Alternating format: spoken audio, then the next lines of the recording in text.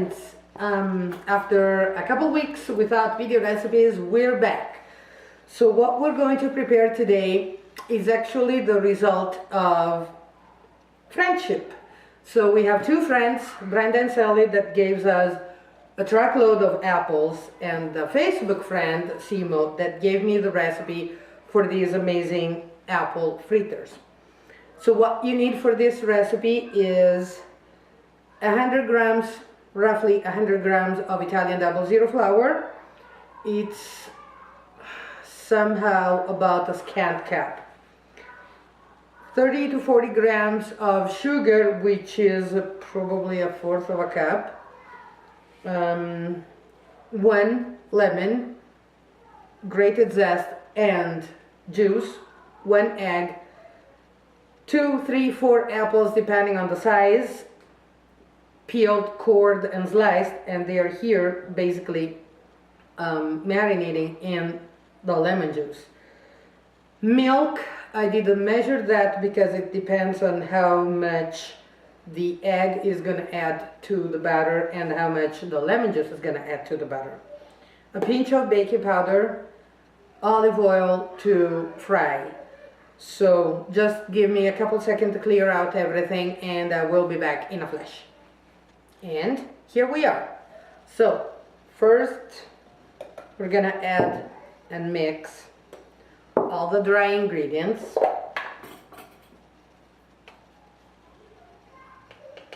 I mean, it really has to be, I would say, probably a half a teaspoon, a little over a half a teaspoon. And the lemon zest.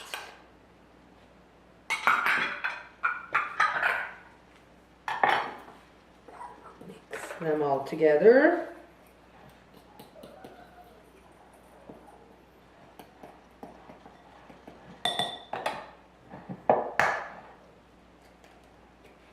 Add your egg and a little bit of the milk.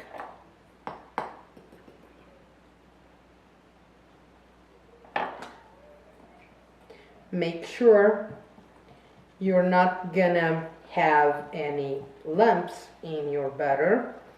It has to become pretty much the consistency of pancakes batter, so not too thick, not too thin. A lot of how thick it's going to be, it also depends on how much liquid your flour is going to absorb. Now in a climate that is as dry as Nevada, it'll probably absorb a little bit more liquid than in a more humid environment. This is pretty much what we're looking for. So now we're gonna add our apples with the lemon juice and mix them in order for all the slices to be nicely coated. Now, the thinner the apple slices and the shorter the frying time. So now I'm going to put this into the refrigerator and I'll leave it there until the oil is at frying temperature. So we'll see each other as soon as the oil is ready.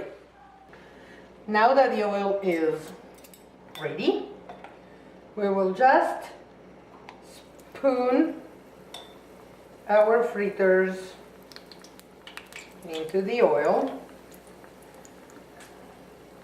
I will be cooking just a few of them to show you how to work with them, and then I'll finish frying them offline and we will see each other when I'm done. Anyway, always remember to fry few things at a time so that the oil won't go too much down in the temperature.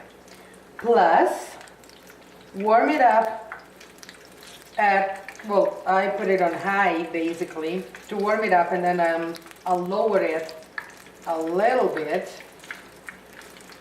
while cooking, because the oil will keep warming up, and this will turn out that your last fritters could be burnt and not cooked inside.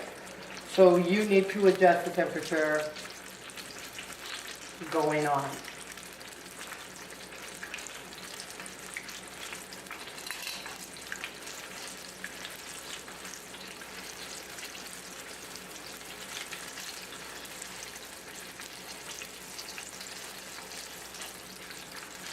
Turn them just a couple times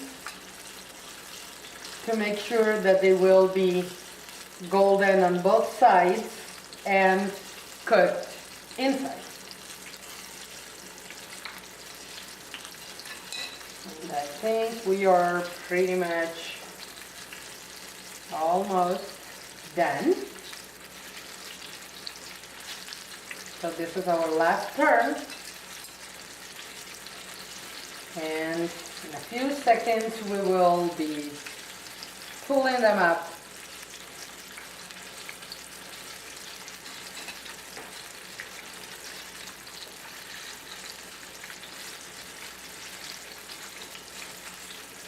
Try to leave as much oil as you can in the skillet.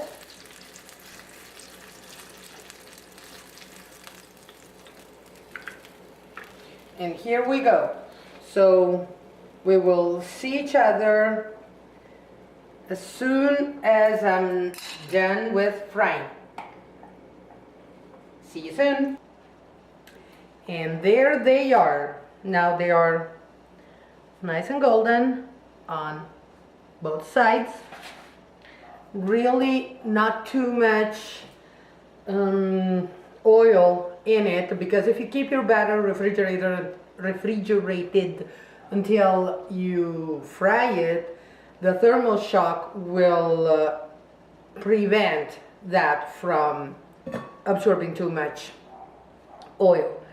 Now, if you like cinnamon, I would suggest you to completely avoid lemon. A pinch of cinnamon, a pinch, not a truckload, just a pinch, because that enhances the apple's flavor. And because of apple's tendency to darken when they're exposed to air, I would prepare the batter and just slice the apples directly inside the batter. What else can we say? Not much. With this quantity we got between 18 and 20 fritters. It all depends on how big you make them. Now, you might have seen our four-legged orange assistant that tried to jump on the table a while back ago. We'll try to keep her a little bit more at bay next time. So try this recipe. It's apple season, so it's perfect. So not much more left to say. A presto e buon appetito!